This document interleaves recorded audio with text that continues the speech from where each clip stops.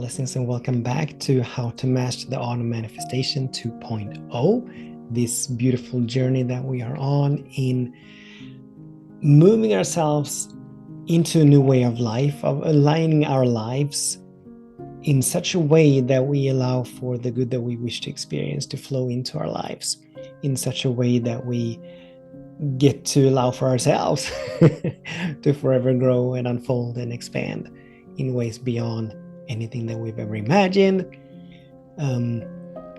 where we get to allow for ever expanding peace and love and joy and harmony and wholeness to flow into our lives, also beyond anything that we've ever experienced. So this is such a beautiful adventure, and I'm very grateful that you are here. My name is Daniel Rocchio, and thank you so much for tuning in, for participating, for being willing to do this work, for saying yes to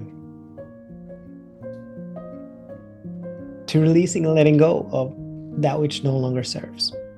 And this is pretty much what this whole section is about, as we are talking about, as we are exploring how to overcome our challenges. In the last session, we talked about the nature of challenges, how they are not God on our case, they are not obstacles, they are not hindrances, but they are invitations for us to release, let go of something so that we may allow for the next iteration of who and what we are to emerge, and ultimately so that we may allow for spirit to know more of itself, to reveal more of itself, to express more of itself in us and through us in our lives. So that's the whole purpose of challenges, that's the whole meaning of challenges, for us to grow. And so in this session, we will explore the 4 stages of healing, because that's really what all this is about. The releasing and letting go that I talk so much about, another way of articulating that is that we allow for healing to happen. Now, I know that healing sometimes is thought of as fixing something that is broken or mending something, but that's not at all the way I look at it. And for the purpose of this course and this conversation, let us begin by defining what healing means. Healing simply means that we allow for the revelation of the next iteration of who we are. As we are one with this benevolent, loving presence, as it is infinite love and infinite peace and infinite joy and infinite harmony, infinite wholeness, infinite abundance and infinite beauty and infinite creativity and intelligence, it means that we are all these qualities. These are the truth and the essence of who and what we are. Just like the wave carries all the same qualities that the ocean carries. If the ocean is salty, the wave is salty. If the ocean has a particular temperature, the wave has that temperature. The ocean is wet, therefore the wave is wet. The wave is no different from the ocean because they are one, right? And in exactly the same way, all that God is, we are. So healing, but then we come into this world, we are being born onto this planet, and we are being told stories, and we tell ourselves stories about limitation, about scarcity, about not being enough, about not having enough.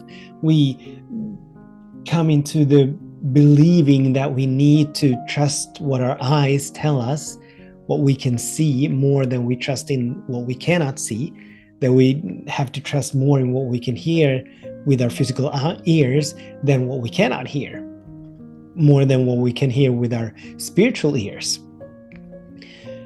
And all these notions, all these beliefs, all these ways of being and moving through life, these are what is giving rise to the turbulence, to the suffering, and to many cases, even medical illnesses and diseases, right? So healing simply means that we release and let go of the small and the limited, our judgments, our opinions, our points of view, our perceptions, our perspectives, our beliefs, our stories. All those things that we are telling ourselves that are holding us hostage in a limited experience, in a confined experience. That is all that healing means. Because as we are unique, perfect, whole, complete expressions, emanations of this benevolent, loving presence, as we are it living itself and moving itself and expressing itself, revealing itself, we could not ever be flawed. We could not ever miss anything. We could not ever lack anything. We're not a mistake. Because Spirit cannot make a mistake. Spirit cannot make a meaningless act. Spirit cannot make a random act. So whatever stories we have about ourselves and our lives and about life in general, these are made up. So there are 4 stages to the releasing and letting go. There are 4 stages to this healing process, where the very first stage, and this is, I know, something that we've talked about before, where the very first stage is us becoming aware. Us becoming aware of the story, the belief, the judgment, the opinion that we are attached to, or that we have been attached to. We will talk more about it in a short while, but there's an immense difference between content and consciousness, which simply means that we are not our thoughts, we are not our emotions. So us becoming aware of being attached to a thought form, becoming aware of us being attached to a fear, to a worry, to a doubt, believing that it is the truth, that is the first stage of healing. Because when we become aware of being attached, when we become aware of being hijacked, when we become aware of being held hostage by either a thought form or an emotion or something else, in that moment, we are no longer attached to it. But a sense of non-attachment, but a space of non-attachment has emerged.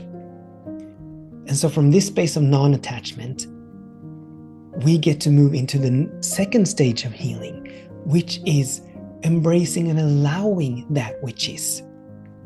So if we become aware of being attached to or experiencing a particular thought or a particular emotion, we need to embrace and allow it, which means that we need to release our resistance toward that thought form, that opinion, that emotion. We need to release our judgment about having that thought form or about that thought form. Because oftentimes when people become aware of holding on to a particular perception or perspective, they move into judging themselves for having that.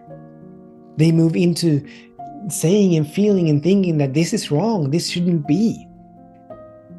And once again, we're attached to a thought form, only we're attached to another thought form. We have moved our attachment from one thought form, one emotion, to another thought form, another emotion. So we're still hijacked. We're still held hostage, right?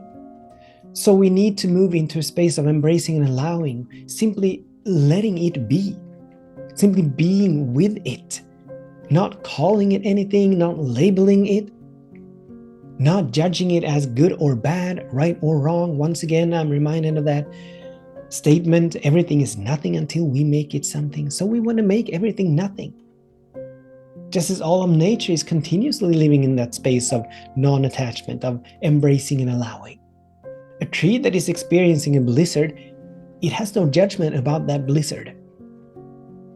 Grass that is being walked upon, it has no judgment about being walked upon. It has no judgment about being trampled, right? So we need to move ourselves out of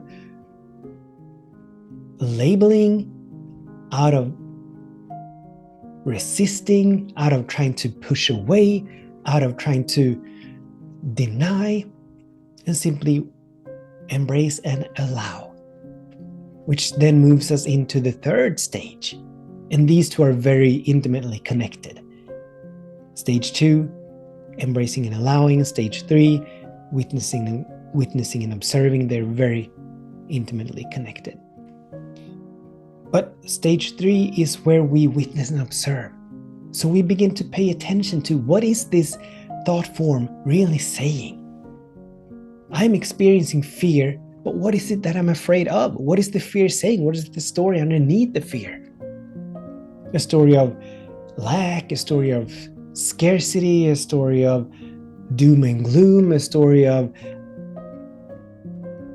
chaos, mayhem, whatever the case may be. So from the space of embracing and allowing, we're now witnessing and observing the thought form, the emotion. What does it feel like to feel this way? We don't need to do anything with it, just be with it. Just be with it. Pay attention to it. We don't have to pay attention for long. This is not something that we need to be in for days and days and days. I mean, if the emotion lingers, if the thought form lingers, if the fear stays for days and days and days, we absolutely need to be with it for days and days and days. But we do not need to let it run us. Moving into stage 4, the last stage. So from being aware of the thought form, the emotion, from embracing and allowing it, releasing our judgments about it, our opinions about it, our labels and name calling it, from witnessing and observing it, just looking at it, listening to it, we now get to make a new choice. We now get to make a conscious choice. We now get to make a choice that is in alignment with what we wish to experience. So, a way to illustrate how there's difference between content and consciousness, how we're not ever our thoughts, how we are not ever our thoughts, how we are not ever our emotions. Let's consider the ocean. And you may have heard me share this analogy before, but let's consider the ocean. What is the ocean? Well, the ocean is a vast body of water, right? It is beautiful, it is pristine, it is serene, it is beautiful, it is magnificent. A vast body of water. In the ocean, there's different content, different kinds of content. So there's pollution in the ocean, there's plastic waste, there's all these things that us humans just toss into the ocean. That's content, it's not the ocean. There are fish, there are whales, there are eels, there are plankton, there are krill, there are kelp forests, seaweed, all these beautiful beings, plant beings, animal beings. There's the bottom floor, the ocean floor, there's the sand. But none of these either are the ocean. They are in the ocean. And in exactly the same way, we are consciousness. And through this consciousness, through this awareness, things flow. Thought forms flow. Emotions flow. So healing really comes down to us taking a step back from these thought forms, from the content that is flowing through our consciousness. Recognizing, realizing, acknowledging that we are not it. Recognizing, realizing, acknowledging that it has no power over us unless we give it power. That we can we can have an intense experience, we can have an intense emotion, but we are not it. It does not run us. Just because we're experiencing fear does not mean that we need to give it power, does not mean that we need to move from fear. even just because we're experiencing a sense, a story, or belief that we are not enough, does not mean that we need to give that story power. It doesn't have to run us, but we can make conscious choices in spite of that experience. And as we begin to make new choices, and as we begin to not give power to the thought forms, to the emotions that we experience that flow through the consciousness that we are, these begin to dissolve. Their power over us will begin to diminish to the point where, over time, obviously, and this takes work, this takes practice, but over time, we're no longer aware of them because they have completely dissolved. And this is how healing happens. Sometimes healing happens miraculously, where we just have a sudden flash of insight, a deep and profound realization that completely shifts our ways of being, that completely expands our consciousness. But much of the time, it is incremental. With us making moment-to-moment conscious choices, not as reactionary mindless drones, just being pulled into reaction and allowing whatever stimuli or whatever is suggested to us that give rise to the particular reaction to run us, giving it power to run us, but us making conscious choices, us asking ourselves, this choice that I'm about to make, this choice that I just made, is this in alignment with what I wish to experience? Is this in alignment with who I wish to be? What I wish for my life to be about? And as we're making more and more and more of these conscious choices, all the old ways of being, all the old patterns begin to fall away. They begin to fall away. We don't need to push them away. We don't need to run away from them.